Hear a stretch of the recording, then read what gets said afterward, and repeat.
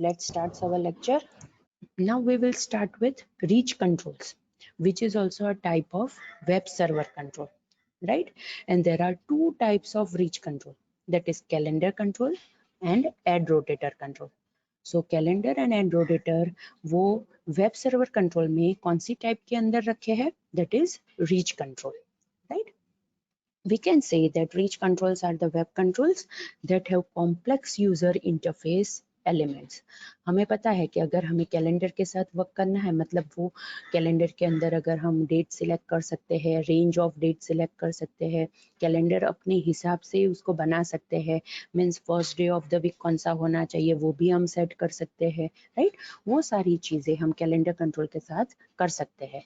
और add rotator control भी हमने देखा है कि वो उसका यूज करके हम मल्टीपल एड्स को हम डिस्प्ले कर सकते हैं, और अगर वो पर्टिकुलर एड के ऊपर यूजर क्लिक करे तो वो दूसरे पेज के ऊपर भी नेविगेट हो सकता है, right?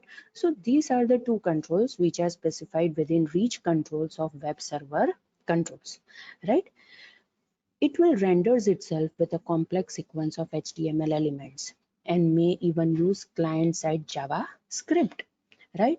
ऐसा नहीं है कि ये रीच कंट्रोल्स है मतलब वेब सर्वर कंट्रोल्स है तो वो क्लाइंट साइड जावास्क्रिप्ट को यूज नहीं कर सकता। इफ इट इज नेसेसरी तो ये पर्टिकुलर कंट्रोल्स जो वेब सर्वर कंट्रोल्स है वो भी क्लाइंट साइड जावास्क्रिप्ट को यूज करेंगे, बिकॉज हमें पता है कि बाय द एंड, राइट, जो भी सारे कंट्रोल्स है, राइट, जो भी हम ASP.NET के अंदर कोडिंग लिखते हैं, after all it is rendered in HTML, because अगर हमें ब्राउजर के अंदर कोई भी चीज डिस्प्ले करनी है, राइट, तो वो HTML फॉर्म में होनी चाहिए, तो ही हम ब्राउजर के अंदर वो डिस्प्ले कर सकते हैं।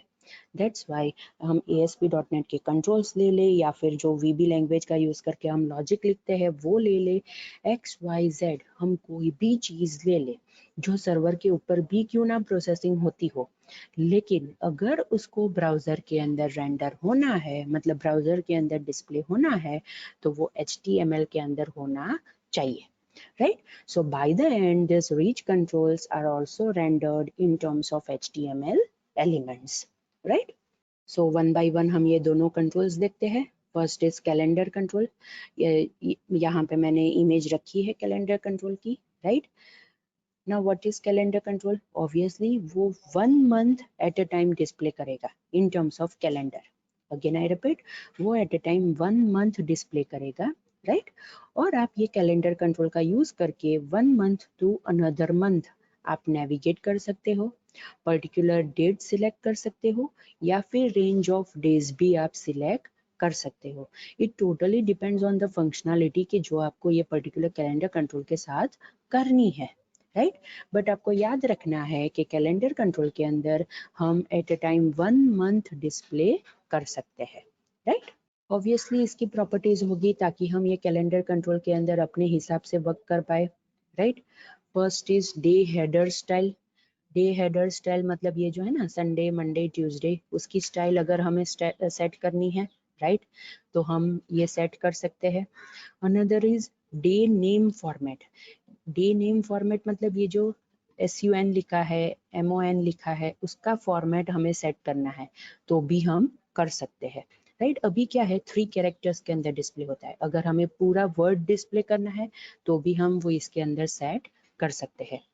Day style, right? Day style मतलब ये जो है ना डेट्स 1 2 3 4 5 6 7 8, राइट, उसके लिए अगर हमें स्टाइल सेट करनी है, मतलब उसका अपीयरेंस सेट करना है, तो हम ये डे स्टाइल प्रॉपर्टी का यूज करके कर सकते हैं।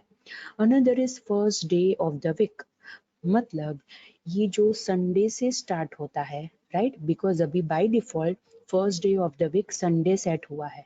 अगर मैं first day of the week Monday set करूंगी तो ये calendar Monday Tuesday Wednesday Thursday Friday Saturday Sunday उसके हिसाब से ये डिस्प्ले होगा। Another is next month text, next previous format and next previous style. ये क्या है?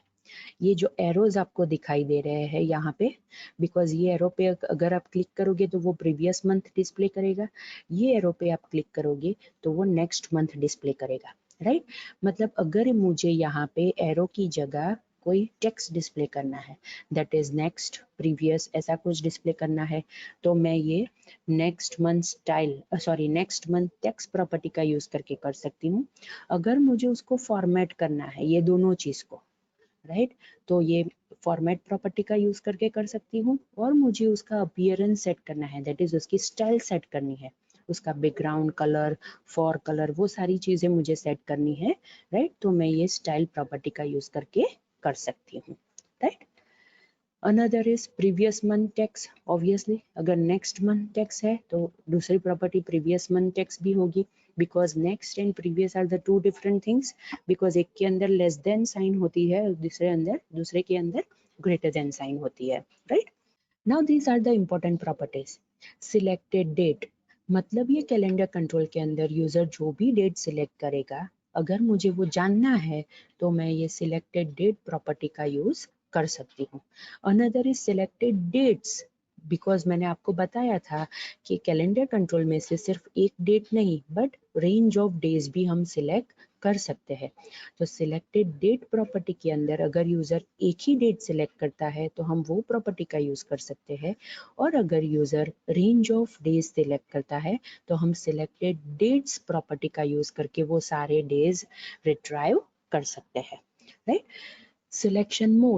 सिलेक्शन मोड के अंदर हम क्या सेट कर सकते हैं कि सिंगल डे सिलेक्ट करना है, पूरा वीक सिलेक्ट करना है, या फिर एंटायर मंथ सिलेक्ट करना है। मतलब अगर ये कैलेंडर के अंदर मैंने सिंगल डे सिलेक्ट किया है तो मैं अगर ये 8 सिलेक्ट करूंगी तो वो एक ही डे सिलेक्ट होगा। अगर मैं वीक सिलेक्ट करूंगी तो मैं 8 के ऊपर क्लिक करूंगी तो ये पूरा वीक सिलेक्ट हो जाएगा, दैट इज फ्रॉम 5 to 11। और अगर मैं एंटायर मंथ वैल्यू सेट करूंगी तो मैं अगर ये 29 सिलेक्ट करती हूँ then this is of previous month, that is of January, तो वो जनवरी का पूरा मंथ सिलेक्ट करेगा। अगर मैं ये 9 सिलेक्ट करती हूँ, ये जो यहाँ नीचे है वो, राइट, वो किसका है, मार्च का है, तो वो मार्च का मंथ सिलेक्ट होगा। लेकिन अगर मैं ये 1 to 29 के बीच में कोई भी डे सिलेक्ट करूंगी तो ये फेब्रुआरी पूरा मंथ सिलेक्ट हो जाएगा, right? So this is the significance of selection mode property. Another is select month text, right? मतलब ये जो पर्टिकुलर पूरा मंथ सिलेक्ट होगा उसके लिए उसका टैक्स क्या होगा, सिलेक्ट वीक टैक्स, राइट। जैसे मैंने आपको बताया कि यहाँ पे आप सिंगल डे भी सिलेक्ट कर सकते हो, वीक भी सेट कर सकते हो और एंटायर मंथ भी सिलेक्ट कर सकते हो, राइट।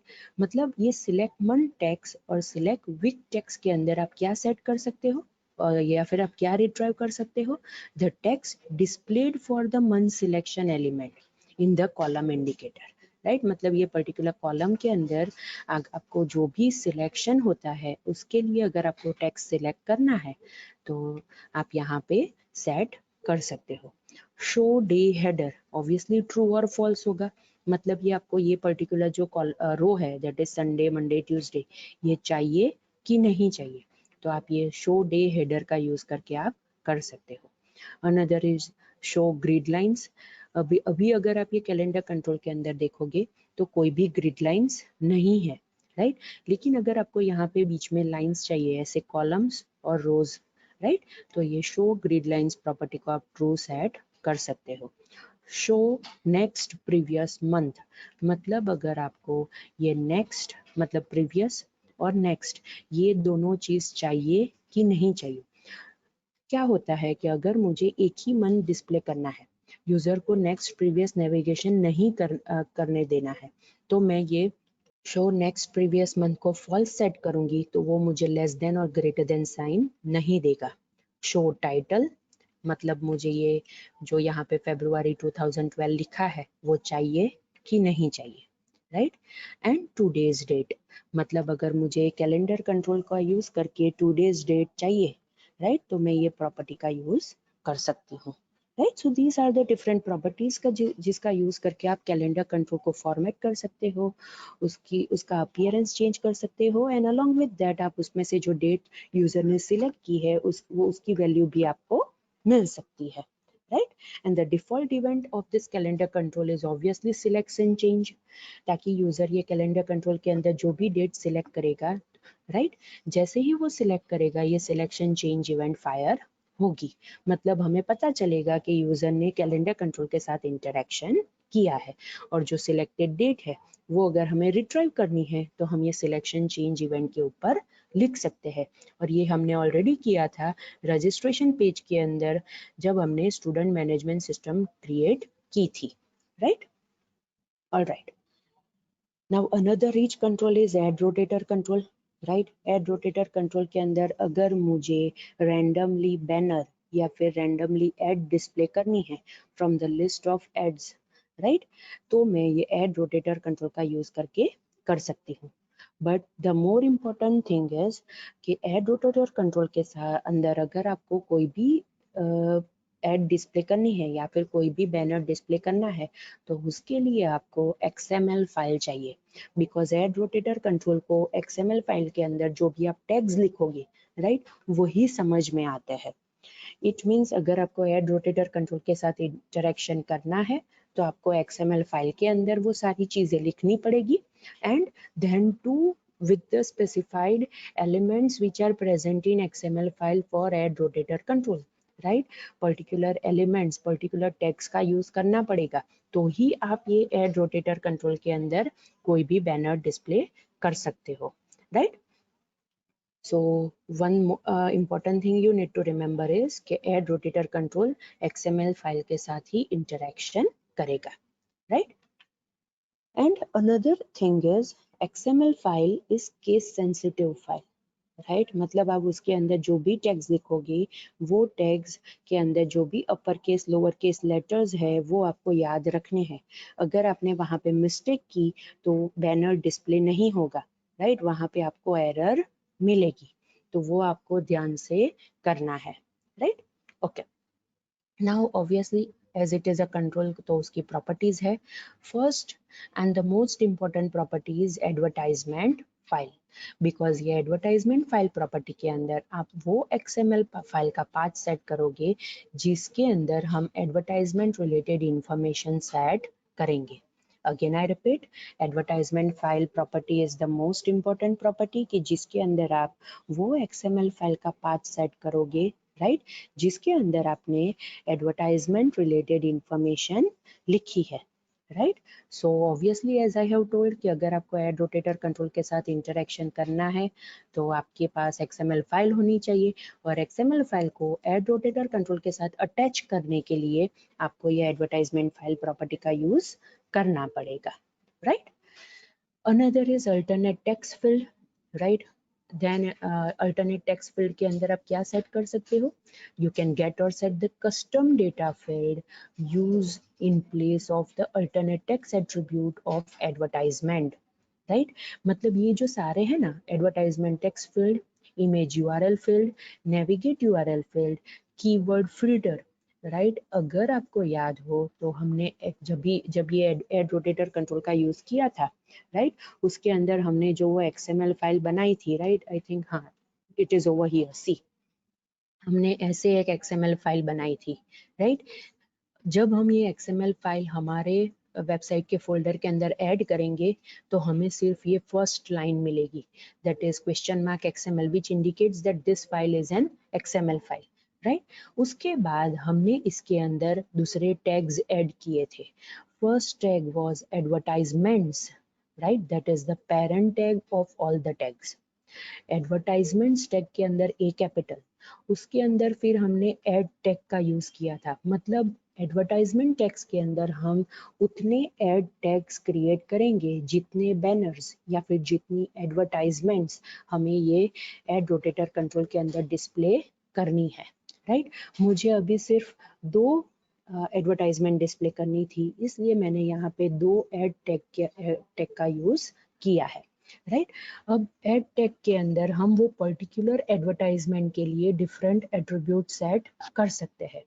तो उसके अंदर कौन सा एट्रीब्यूट है? इमेज URL, मतलब कौन सी इमेज मुझे एज एन एडवर्टाइजमेंट डिस्प्ले करनी है। इसमें भी एड टैग के अंदर A कैपिटल आएगा, इमेज URL के अंदर I and U कैपिटल आएगा, and obviously it is a container tag because उसका ओपनिंग टैग भी है और क्लोजिंग टैग भी है, राइट? तो वो इमेज में यहाँ पे सेट करूंगी। Another is navigate URL, navigate URL के अंदर N सॉरी एन और यू कैपिटल आएगा, जिसके अंदर हम वो पेज का नेम सेट करेंगे जिसके ऊपर यूजर को नेविगेट करवाना है, अगर ये एडवर्टाइजमेंट के ऊपर वो यूजर क्लिक करे तो।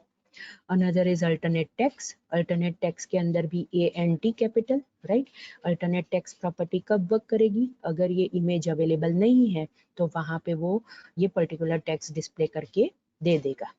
Then it is keyword, keyword में K कैपिटल आएगा और हम इसके अंदर वो सारे कीवर्ड्स यूज लिख सकते हैं जो हमें ये पर्टिकुलर एडवर्टाइजमेंट के साथ अटैच करने हैं।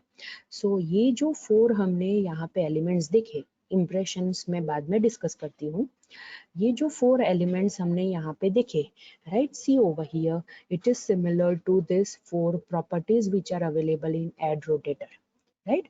मतलब अगर मुझे कोई डेटा फील्ड सेट करनी है ये पर्टिकुलर इमेज के, ये पर्टिकुलर एडवर्टाइजमेंट के लिए, राइट, तो मैं ये अल्टरनेट टेक्स्ट फील्ड का यूज कर सकती हूँ। मुझे alternate attribute, alternate text attribute set करना है तो इमेज यूआरएल फील्ड का यूज कर सकती हूँ, अगर मुझे इमेज यूआरएल एट्रीब्यूट यूज करना है तो नेविगेट यूआरएल फील्ड का यूज कर सकती हूँ, अगर मुझे नेविगेट यूआरएल एट्रीब्यूट सेट करना है तो, एंड कीवर्ड फिल्टर प्रॉपर्टी का यूज कर सकती हूँ अगर मुझे कीवर्ड सेट करने हैं तो।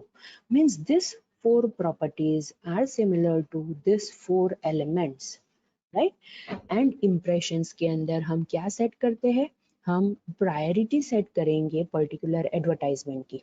देखो मैंने ये फर्स्ट एडवर्टाइजमेंट जो टैग है उसके अंदर 1 सेट किया है और ये जो सेकंड एड टैग है इसके अंदर मैंने 2 सेट किया है। मतलब ये फर्स्ट जो एडवर्टाइजमेंट है उसकी प्रायोरिटी इसके हिसाब से, दैट इज सेकंड के हिसाब से लो है, बिकॉज यहाँ पे मैंने 1:2 का रेशियो सेट किया है। इसका मीनिंग क्या होगा, ये एडवर्टाइजमेंट 1 टाइम डिस्प्ले होगी, देन ये जो सेकंड एडवर्टाइजमेंट है वो 2 टाइम्स डिस्प्ले होगी। मतलब अगर मैं पर्टिकुलर पेज को 3 टाइम्स रिफ्रेश करती हूँ तो सेकंड एडवर्टाइजमेंट 2 टाइम्स डिस्प्ले होगी and first advertisement 1 time display होगी। हमें पता है कि बहुत सारी एडवर्टाइजमेंट की खुद की प्रायोरिटीज होती है, because according to the package that the user has purchase from us, right, हम उसकी एडवर्टाइजमेंट्स को डिस्प्ले करेंगे। तो जो यूजर ने बड़ा पैकेज लिया है, राइट, मतलब जिसकी प्रायोरिटी हाई है, राइट, वो पैकेज हमारे पास से परचेज किया है तो ऑब्वियसली हम उसकी एडवर्टाइजमेंट ज्यादा बार डिस्प्ले करेंगे, राइट। तो वहां पे हम इम्प्रेशंस की वैल्यू उसके हिसाब से सेट करेंगे। और जो यूजर ने लोअर पैकेज लिया है, राइट, तो उसके हिसाब से हम उसकी एडवर्टाइजमेंट डिस्प्ले करेंगे। तो इसलिए हम ये इम्प्रेशंस एलिमेंट या फिर इम्प्रेशंस एट्रीब्यूट का हम यूज कर सकते हैं, राइट। सो ऐसी एक हम XML फाइल बनाएंगे और वो पर्टिकुलर XML फाइल को हम फिर ये एडवर्टाइजमेंट फाइल जो प्रॉपर्टी है उसके साथ हम लिंक करेंगे, right. Default event of this ad rotator control is ad created event, मतलब जैसे ही एड क्रिएट होगी, राइट, पेज रिफ्रेश करेंगे तब ये एड क्रिएट होगी और जैसे ही वो एड क्रिएट होगी ये एड क्रिएटेड इवेंट फायर होगी, right. So this is the explanation of all the elements जो हमने यहाँ पे XML फाइल के अंदर रखे हैं, right. So most important part again I repeat, आपको एक XML फाइल आपकी वेबसाइट के अंदर ऐड करनी पड़ेगी। आप कैसे ऐड करोगे, सॉल्यूशन एक्सप्लोरर में वेबसाइट के ऊपर राइट क्लिक करोगे, ऐड न्यू आइटम करोगे, एक डायलॉग बॉक्स ओपन होगा सॉरी, वो डायलॉग बॉक्स के अंदर आप XML टेम्पलेट सिलेक्ट करोगे और XML टेम्पलेट सिलेक्ट करने के बाद नेम स्पेसिफाई करोगे और ऐड बटन पे क्लिक करोगे। जैसे ही आप ऐड बटन पे क्लिक करोगे आपकी वेबसाइट के अंदर एक XML फाइल ऐड हो जाएगी और उसके बाद आपको ये ऐसा टेम्पलेट मिलेगा जिसके अंदर ये सिर्फ फर्स्ट लाइन लिखी होगी, राइट, दैट इज ये जो XML वाली लाइन है वो लिखी होगी। उसके बाद आपको एड रोटेटर कंट्रोल के लिए ये एडवर्टाइजमेंट टैग पूरा आपको खुद को लिखना पड़ेगा। That's why you need to remember that this XML file is case sensitive file, मतलब ये elements के अंदर जो भी कैपिटल स्मॉल कैरेक्टर्स है वो आपको याद रखने हैं, राइट, बिकॉज अगर आपने एक भी कैरेक्टर में मिस्टेक की या फिर एक्स्ट्रा स्पेस रखी, राइट, तो ये XML फाइल रन नहीं होगी, और XML फाइल रन नहीं होगी तो ऐड रोटेटर कंट्रोल के अंदर एरर आएगी, राइट। तो ये आपको यहाँ पे ध्यान रखना है that XML file is case sensitive file, right. So these are the important things कि जो आपको ऐड रोटेटर कंट्रोल के लिए याद रखना है। Now as I have already told, there are two controls in reach controls type within web server control, right? That is, reach control are of two types, that is two controls, calendar control and add rotator control, right? So calendar control और add rotator control यहाँ पे complete होता है, और आपको उसके जो significance मैंने बताए वो आपको याद रखने हैं, right? Now another controls are validation controls, right? All right students, let's do one thing. हम ये validation controls next lecture के अंदर start करेंगे, right? ताकि continuation मिले हमें, right? So today we have completed standard controls, and along with that we have also completed reach controls, right? So today's lecture का मेरे end से यहाँ पे complete होता है, right? अगर आपको कोई difficulty है तो आप मुझे पूछ सकते हो, else we will end our lecture over here.